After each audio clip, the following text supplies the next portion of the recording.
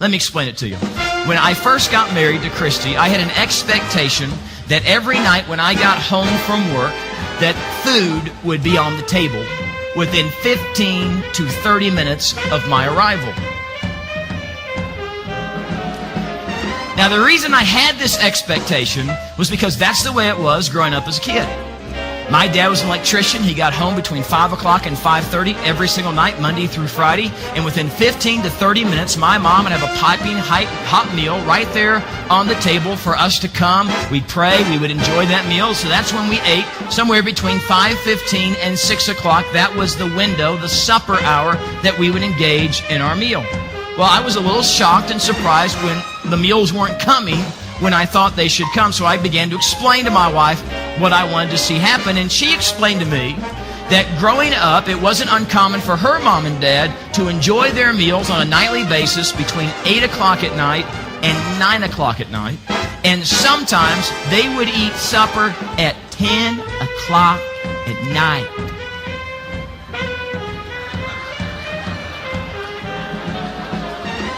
I remember looking at her and I said, that is the dumbest and stupidest thing I've ever heard in my entire life. And then I said this, I don't care how your mom and dad did things. This is my family. This is my house. You are my wife, and we're going to do it like my mom did it.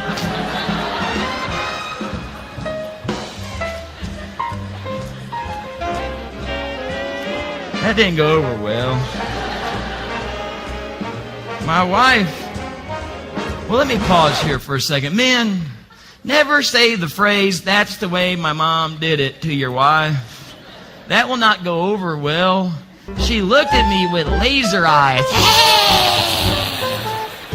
And she said, I'm not your mother! And I said, well, I'm not your daddy. Who's your daddy? It's not me! I don't remember anything after that. Give me a wink and a smile. 1 Corinthians chapter 7, Paul is wondering whether or not it's good to get married or not. He writes this, but those who marry will face many troubles in this life, and I want to spare you of this. I understand what he's talking about now when he writes that. Paul in his great wisdom there. We go together like a wink and a smile. Bottom line, friends, is we have to talk about our baggage. We have to talk about our expectations and our assumptions. They must go from our minds and out through our mouths. So I've written some questions that I think you should take the time to answer. For example, what is a father's responsibility in raising kids? You'd be shocked at the number of couples who have never sat down to talk about that one issue. And yet the wife is frustrated that the father isn't doing everything she thinks he should do. But they've never sat down to explain what it is that she would expect that person to do in the relationship. So he's kind of doing the best he can off of other relationships that he's seen along the way. And he doesn't know what her expectations are because he can't read her mind. In the same way, what's a mom's role in raising kids? How about this one? How are you going to discipline kids? Some of us in this room right now, you've got an 8-year-old, 9-year-old, 10-year-old kid. And you haven't been on the same page disciplining that child for 10 straight years. One of you is the hard-handed parent, and the other of you is the soft touch.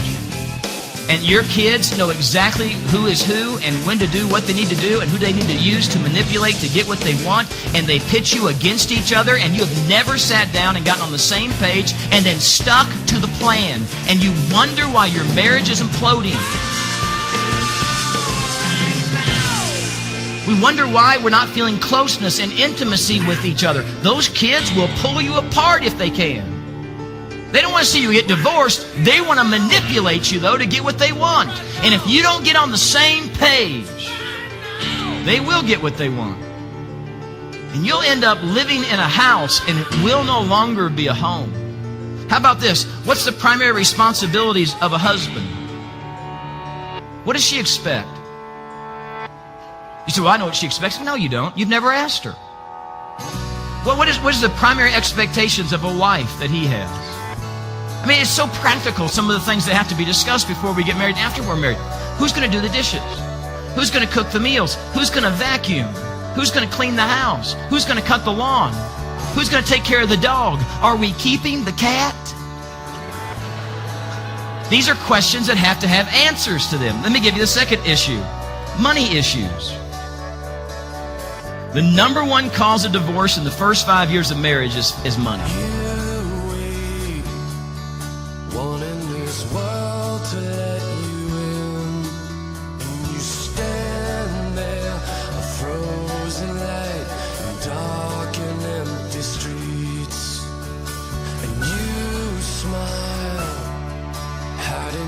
Number one reason for divorce, money.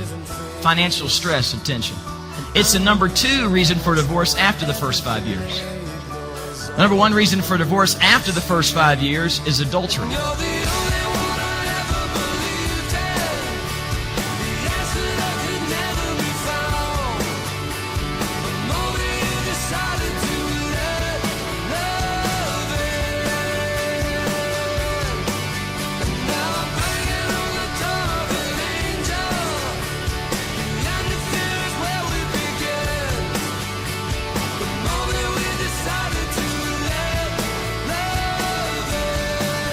So money never goes away. Typical couple in America, $8,660 some odd in credit card debt. Just in credit card debt. They had to go out and purchase it. They had to go out and buy it. It was on sale. So we bought it with money we didn't have on a sale price, and now we're paying interest on it. And here's what's interesting. If you don't pay it off immediately, you'll end up paying more than what the regular price was. But we have to have it now. We're an instant gratification society, right? It's always amazed me the number of couples who have no financial plan whatsoever. God has entrusted all these resources to their care, and they do their finances in complete isolation of the other person. They don't come together. They don't talk about their finances. They don't have a budget.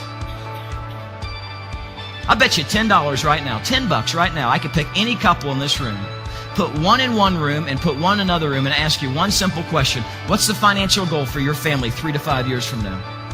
I bet you anything, $10, that person gives me a different answer than that person does. Because they've never talked about it.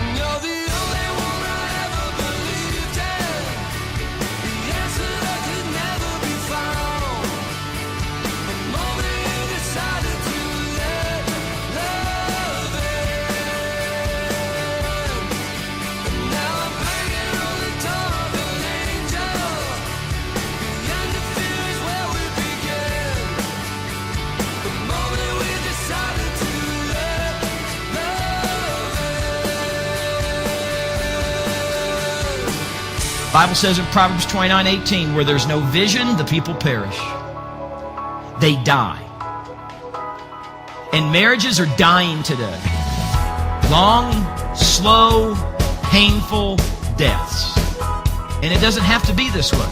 Where there's no vision in any area of your relationship, where there's not a plan, where there's not communication in any area of your relationship, where you're not on the same page in any area of your relationship, that piece of your relationship begins to die. There are times every now and then I forget why I'm breathing out and why I'm breathing in. And I get so sick with the little things. I can't relax when they're happening till I know what it means. You ever made a purchase and tried to hide it from your spouse? There's a lot of people doing this. That is so funny to me. You ever made a purchase with the intention of hiding it and doing everything you can to hide it? Have you been the spouse that found out about it? How'd that work?